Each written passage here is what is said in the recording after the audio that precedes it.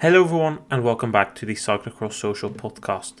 Today we have a special episode with a special guest. We are joined by the organizer of the CX Lago, a new race in Spain that took place this year.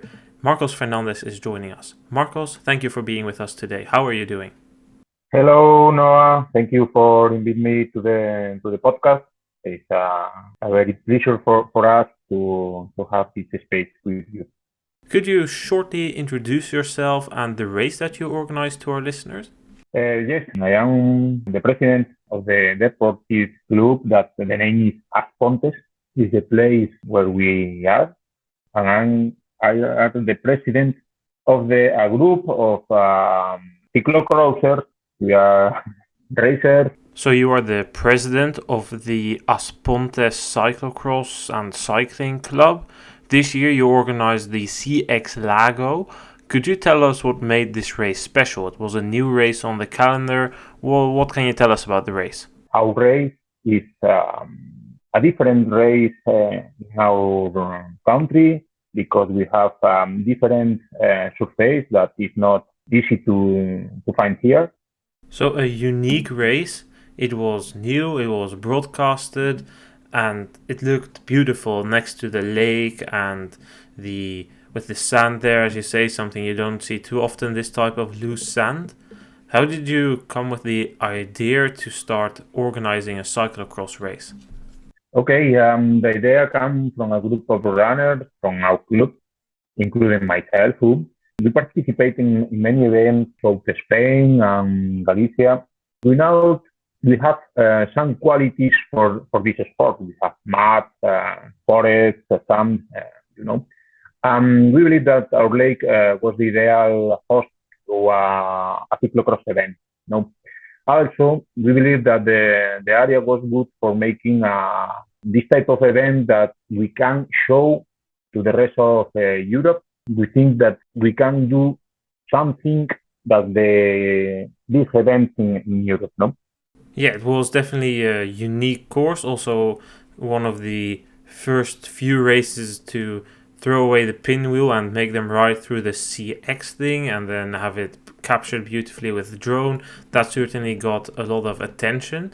Did you expect that so many people would react so positively? Because the race got international attention.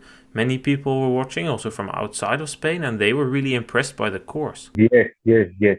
We know that this type of course was very good received by the crossers or the cyclists. No, we try to find a differentiation with the Spanish course because we have some characteristics specifics that others don't.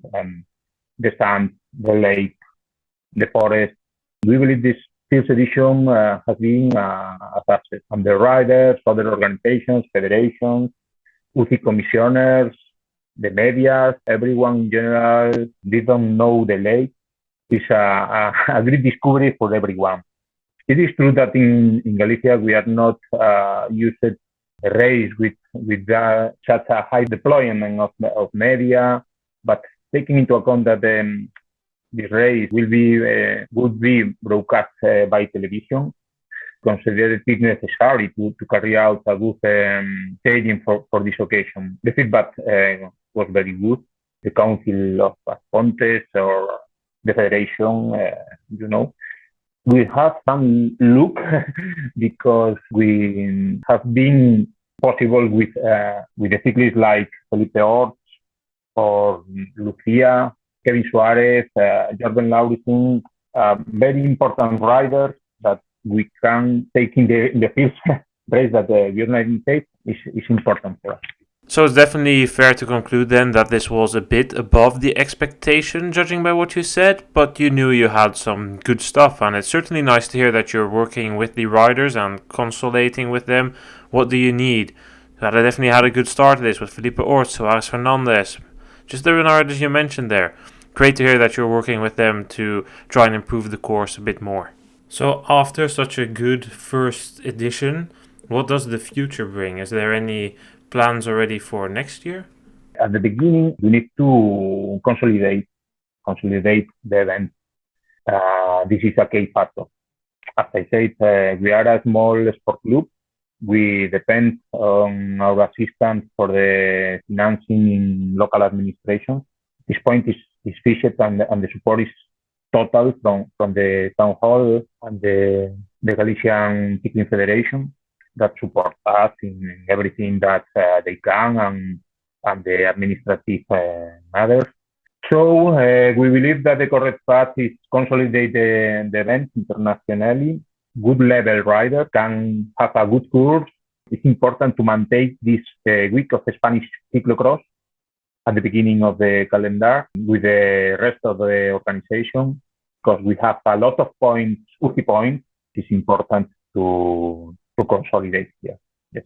So first consolidate based on the support from the region and keep growing the event. What are some things that you will be looking to improve after this first edition? Because if it's a first edition, you will probably run into some things like, hey, this could be better next time, or this could be better. One point that we know that we can improve is the start line. In this session, we put the start in a grass area. We can do it in concrete. I think that we can improve this part. The course, we think that is a good base. We can modify it because we have characteristics and possibilities. We have grass, we have slopes. You know that we put natural ascent. We can move the flyover.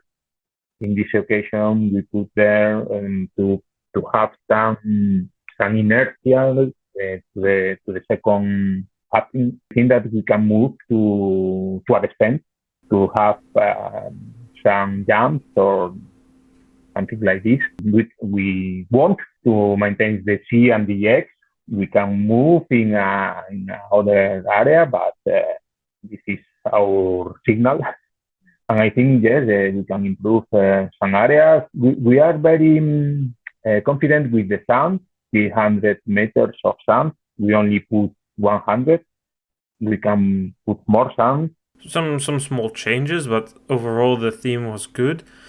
And overall the way that Spanish cyclocross is redeveloping itself seems to be very promising, because a couple of years ago, well, a decade ago now, there was the World Cup in Igor, and then slowly Spanish cyclocross started to fade away a little bit internationally. No World Cup, no big riders at the front, but this year Kevin Suarez Fernandez, Felipe Orts both doing very good. Lucia Gonzalez Blanco also getting a top 10 in a super prestige race. The World Cup is coming back to Spain with a race in Benidorm. Okay, it's on the other side of the country, but it's still Spain. In 2024, the European Championships will be held in Pontevedra.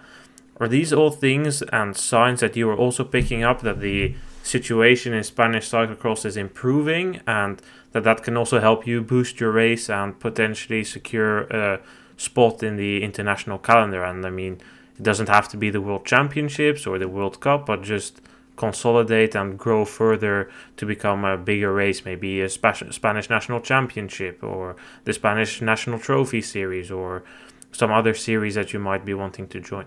Yes, no, in fact, for this year, we want to organize one part of the Spanish trophy for grass. It's important, but we know that with the first year it's very difficult to have this concession. For the next year, we want to have a race in the Spanish Cup. As you well say, Pontevedra was to be European Championship in 24. We want to have company with Pontevedra to have a good race in this year in order to racers and the equipment know this part of Spain. It's very similar to the north of the Plains of some parts of the Netherlands with lakes, with forest, mud, a lot of mud. We think that we can have good race here. Where is the limit? We don't know. And it's difficult for us, as you know, because we are not professionals of the organization event. We are local clubs. It's difficult to have the financial for a big event with World Cup or C1. But maybe next year some race up to C2, the C2 up to C1. You know that maybe a new European Cup, maybe.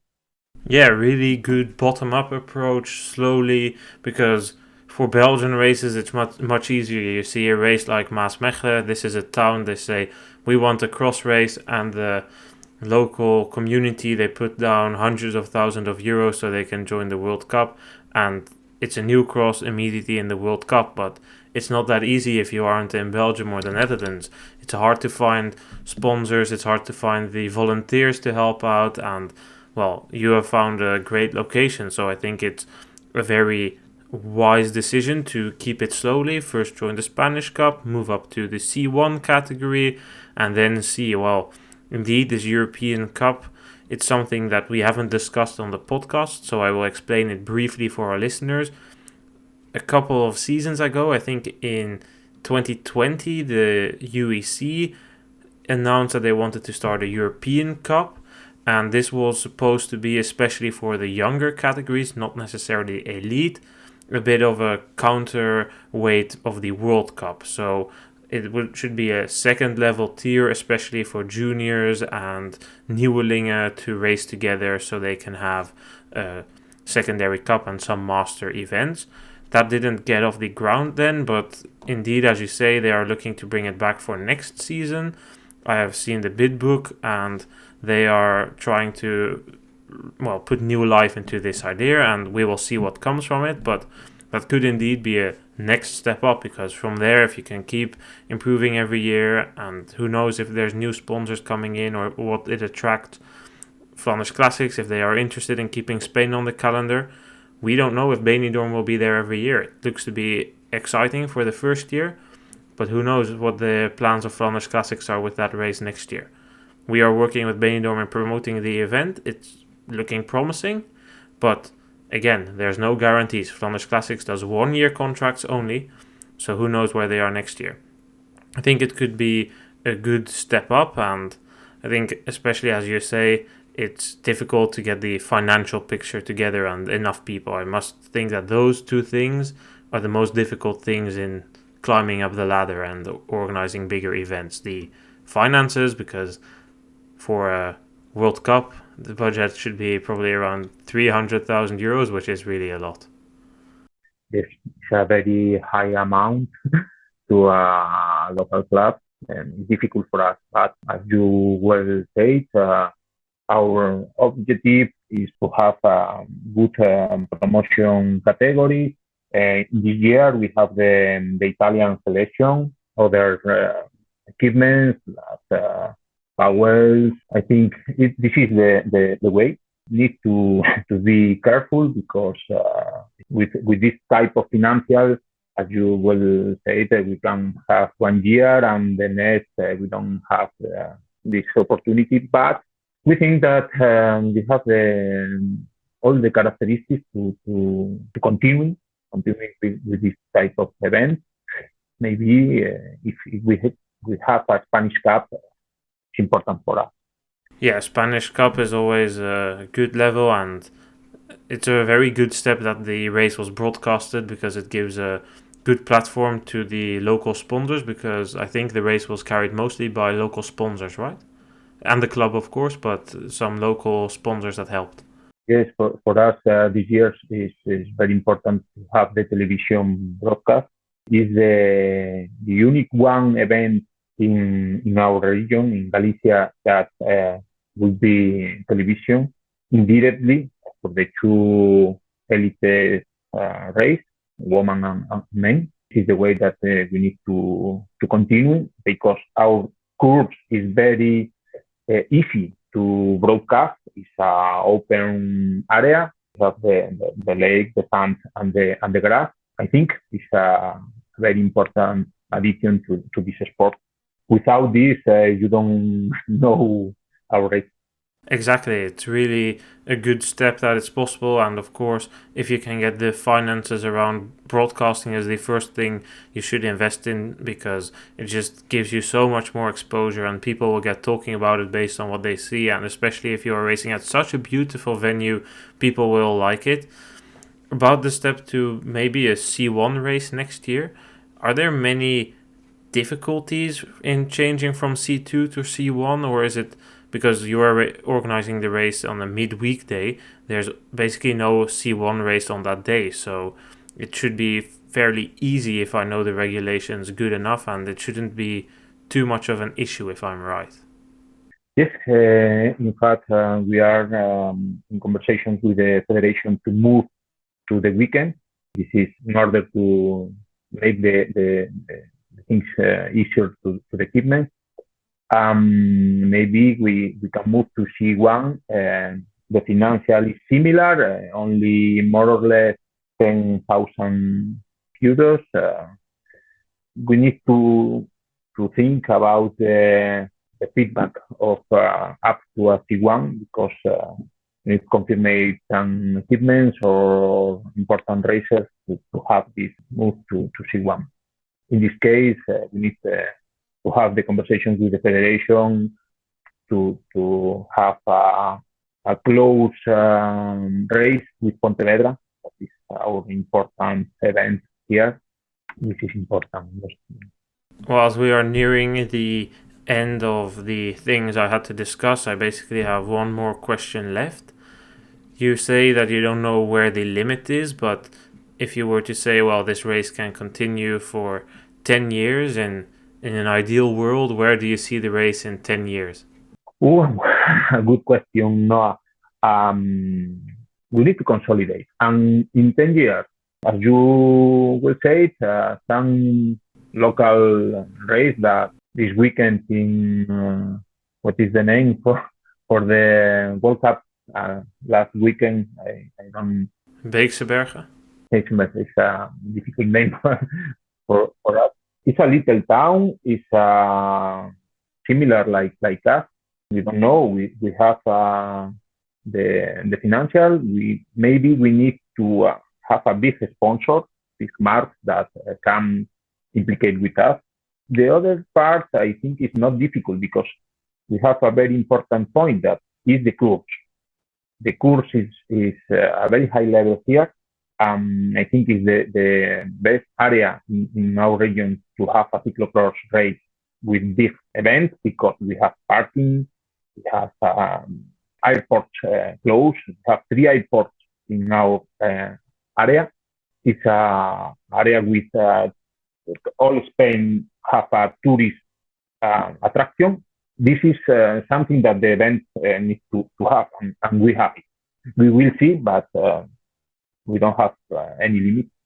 Well, who knows? Hopefully you can keep growing the race because it certainly is an exciting course, and it would be amazing to see the Galicia region, the north of Spain, represented. It's kind of the base of cross in Spain. I know that the Alicante region has seen a surge now also with Felipe Ort, but it's definitely great to see cross on the rise in Spain. Thank you so much for your time. Thank you, Noah. Thank you so much. That will then conclude this episode of the Cyclocross Social Podcast. If you had any problems with understanding the Spanish accent of Marcos, you can head over to our website cyclocross.social and read a summary of this interview there. Thanks everyone for listening, and we will be back on Thursday with another episode. Then we'll be taking a look ahead at the World Cup in Hulst with, finally guys, Mathieu van der Poel, arguably the king of cyclocross at the moment, or at least of the past couple of years, 4-time world champion, announced his return. His schedule just came out on Monday. Thanks everyone for listening, and see you guys then.